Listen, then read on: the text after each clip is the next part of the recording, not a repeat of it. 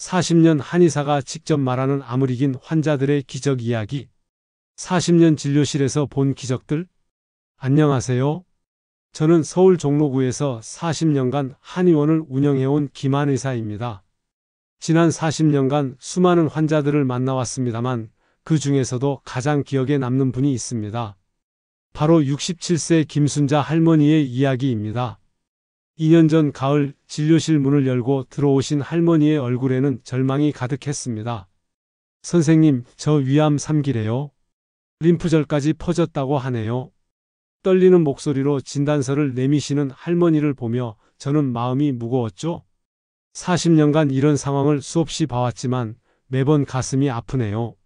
하지만 저는 할머니께 희망을 주고 싶었습니다. 할머니, 아직 포기하기엔 일러요. 제가 도와드릴 방법이 있어요. 그날부터 시작된 할머니와 저의 여행, 그 놀라운 이야기를 여러분께 들려드리고자 합니다. 저는 먼저 할머니께 암에 대한 한의학적 관점을 설명드렸습니다. 할머니, 암이라는 것은 한의학에서 보면 무질서의 병이에요. 마치 습기 많고 공기가 통하지 않는 곳에 생기는 곰팡이 같은 거예요. 할머니는 고개를 끄덕이며 제 말에 집중하셨습니다. 40년 진료 경험상 환자가 병의 본질을 이해하는 것이 치료의 첫걸음이거든요. 현대의학에서는 수술로 암덩어리의 70에서 80%를 제거하지만 나머지 20에서 30% 잔여 암세포들이 혈액 속에 돌아다니면서 다른 곳에 새로운 암집을 만들 수 있어요. 이것이 재발의 원인이죠. 할머니의 얼굴이 어두워지자 저는 바로 희망적인 메시지를 전했습니다. 하지만 우리에겐 부정거사라는 치료법이 있습니다.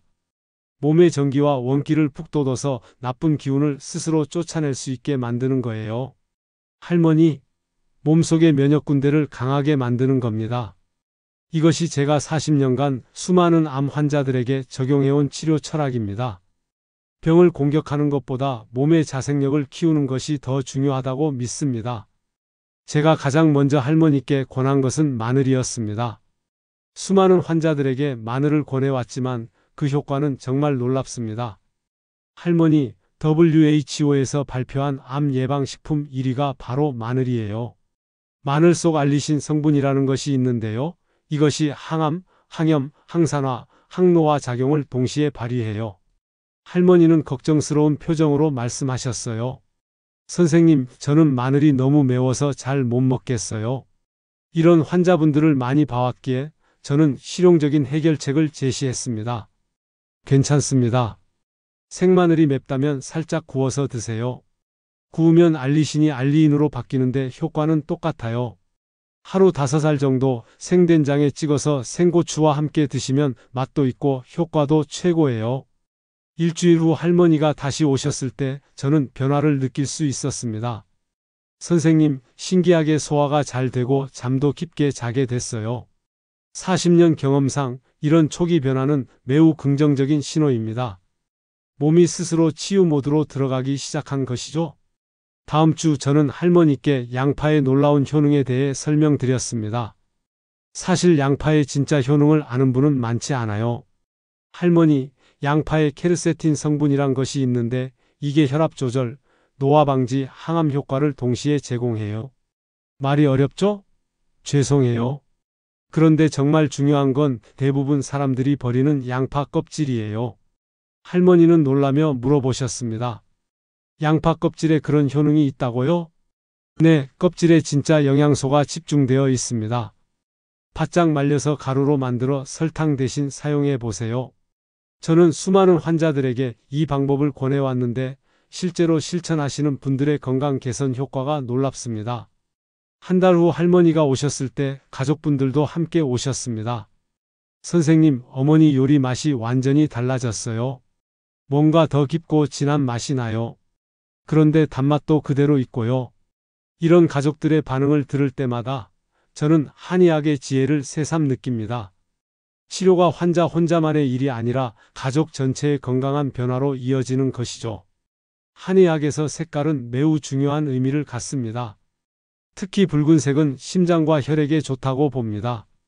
할머니께 이를 설명드렸습니다. 붉은살 생선인 연어나 참치 그리고 고구마를 권합니다. 이런 붉은색 식품들이 혈액순환을 돕고 심장을 강화시켜 주죠. 사실 할머니는 평소 생선을 별로 좋아하지 않으셨습니다. 하지만 저는 환자의 취향까지 고려한 조리법을 제안했습니다. 처음에는 살짝 구워서 간장에 찍어 드세요. 그리고 고구마는 반드시 껍질째 드시고요. 2개월 후 정기 진료에서 저는 할머니의 눈에 띄는 변화를 확인할 수 있었습니다. 할머니 안색이 정말 좋아지셨어요. 혈색도 훨씬 돌아오고 맥도 강해졌네요. 한의학적 진단법인 맥진으로 확인한 할머니의 상태는 분명히 호전되고 있었습니다. 40년간 쌓인 경험으로도 이런 빠른 호전은 흔치 않은 일입니다. 할머니가 수술을 무사히 마치고 회복 중일 때 저는 기름에 대한 중요한 조언을 해드렸습니다. 많은 환자분들이 간과하시는 부분이지만 기름의 선택은 치료에 매우 중요합니다. 할머니, 지금까지 어떤 기름을 사용하셨나요? 그냥 마트에서 파는 일반 식용유를 썼어요. 이제부터는 올리브오일과 들기름을 사용하세요. 올리브오일은 모든 기름 중 불포화 지방산 함량이 가장 높아 항노화, 항암, 항산화 효과가 탁월해요. 그런데 제가 더 강조한 것은 들기름이었습니다. 많은 분들이 참기름을 더 좋게 생각하시는데 실제로는 들기름이 약효 면에서 훨씬 우수합니다. 특히 항암과 면역력 증강에 탁월해요. 할머니는 처음엔 의아해 하셨습니다. 기름을 그냥 마신다고요? 네, 매일 아침 공복에 어른 숟가락으로 한 스푼 그냥 드세요. 혈액 정화, 피부 개선, 위장 기능 향상, 변비 해소 효과를 보실 겁니다. 일주일 후 할머니는 놀라서 오셨습니다. 선생님, 정말 신기해요. 30년 된 변비가 해결됐어요. 그리고 피부도 촉촉해졌고요. 이런 반응을 볼 때마다 저는 우리 조상들의 지혜가 얼마나 과학적인지 새삼 느낍니다. 3개월 후 할머니의 회복 상태가 안정되자 저는 본격적인 차 치료를 시작했습니다. 40년간 수많은 환자들에게 적용해 본 결과 차 치료의 효과는 정말 놀랍습니다. 생강차, 몸의 온도를 올리는 마법. 첫 번째는 생강차입니다.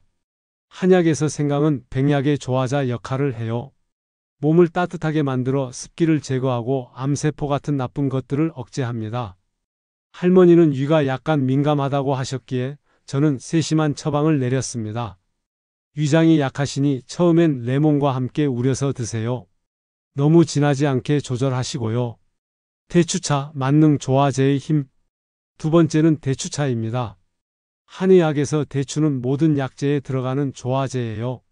저는 늘 환자들에게 대추의 중요성을 강조합니다. 40년간 처방한 한약 중에 대추가 들어가지 않은 것이 거의 없을 정도로 중요한 약재입니다.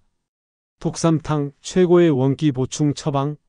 세 번째는 제가 가장 자신 있게 처방하는 독삼탕입니다. 인삼과 대추를 함께 우린 최고의 원기 보충제죠. 저는 제조법을 자세히 설명드렸습니다. 반드시 유리그릇이나 사기 그릇을 사용하세요. 쇠그릇은 절대 안 됩니다. 금속이 약성을 해칠 수 있거든요. 처음에는 인삼과 대추 비율을 1:2로 하세요. 오미자차, 여름철 특별 처방. 네 번째는 오미자차인데 이것은 끓이면 안 됩니다. 찬물에 하룻밤 우려서 만드세요. 많은 환자분들이 모든 차를 끓여서 마시려고 하시는데 오미자만큼은 예외입니다. 40년 경험으로 터득한 비법이죠. 6개월이 지나고 저는 할머니께 가장 중요하면서도 충격적인 사실을 말씀드려야 했습니다. 40년간 수많은 암 환자들을 보면서 확신하게 된 것이 있습니다. 할머니, 지금까지 정말 잘하고 계신데 이제 가장 중요한 걸 말씀드릴게요. 바로 설탕입니다. 할머니는 의아해 하셨습니다. 설탕이 뭐가 문제인가요? 암세포는 설탕을 먹고 삽니다. 설탕이 암세포의 최고급 사료예요. 제가 40년간 환자들을 보면서 확신하게 된 건데 우리나라 암 발병률 급증의 가장 큰 원인이 설탕 섭취량 증가입니다. 저는 이 부분을 아무리 강조해도 지나치지 않다고 생각합니다. 특히 요즘 젊은 분들의 커피숍 빵 섭취 습관을 보면 정말 걱정됩니다. 커피숍에서 파는 달콤한 빵들, 그것들이 설탕 덩어리나 다름없어요. 심지어 김치찌개에도 설탕을 넣는 요즘 식습관이 정말 위험합니다. 할머니는 평생 요리에 설탕을 써오셨기에 당황스러워 하셨지만 저는 대안을 제시했습니다. 전에 알려드린 양파가루를 사용하세요. 천연 단맛이 나면서 영양도 훨씬 좋습니다. 그날부터 할머니는 설탕과의 전쟁을 시작하셨고 그 결과는 놀라웠습니다. 1년이 지나고 저는 할머니의 상태가 매우 안정되었다고 판단했습니다. 이제 평생 건강을 유지할 수 있는 생활습관 교정 방법 5가지 원칙을 제시할 때였습니다. 첫 번째 방법은 식사는 적게 먹고 천천히 먹어야 합니다. 할머니, 제가 40년간 환자들을 보면서 확신하는 게 있어요. 암은 먹고 남아서 생긴 병입니다. 이것은 저의 신념이기도 합니다. 과식이야말로 모든 질병의 근원이라고 봅니다. 이제부터는 평소 식사량의 절반만 드시되 30번 이상 꼭꼭 씹어서 드세요. 두 번째 방법은 식후 운동입니다. 식사 후 바로 가벼운 운동을 시작해서 총 1시간 정도 활동하세요. 격렬한 운동보다는 빠른 걸음이 훨씬 좋습니다.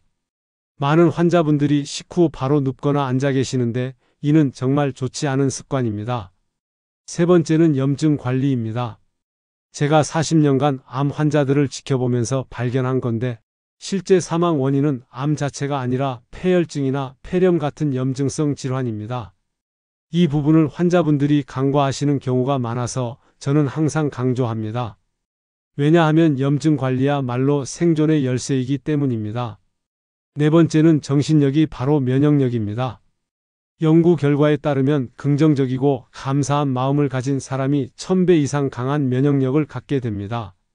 제 환자들 중에서도 마음가짐이 긍정적인 분들의 회복 속도가 확실히 빠릅니다. 다섯 번째는 수면입니다. 충분하고 질 좋은 수면이야말로 모든 질병 예방의 기초입니다. 잠은 뇌를 청소하는 시간이거든요. 2년이 지난 어느 봄날 할머니가 정기검진 결과를 들고 제 진료실을 찾으셨습니다. 그 순간을 저는 평생 잊을 수 없을 것 같습니다. 선생님, 의사가 그러는데 CT에서 암의 흔적이 거의 보이지 않는다고 해요. 정말 믿기 어려운 결과라고 하더라고요. 40년간 한의사로 살아오면서 이런 순간들이 바로 제가 이 일을 하는 이유입니다.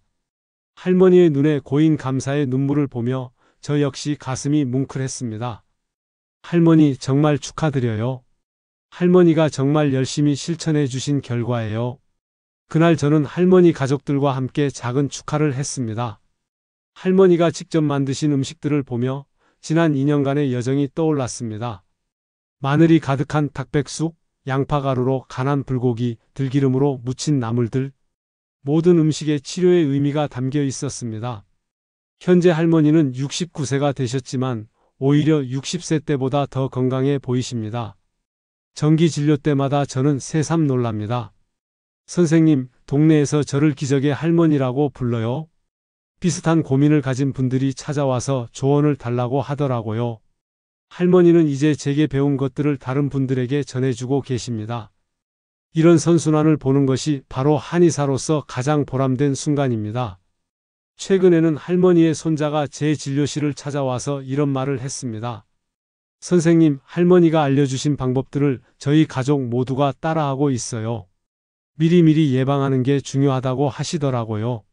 40년간 한의사로 살아오면서 저는 수많은 환자들을 만났습니다.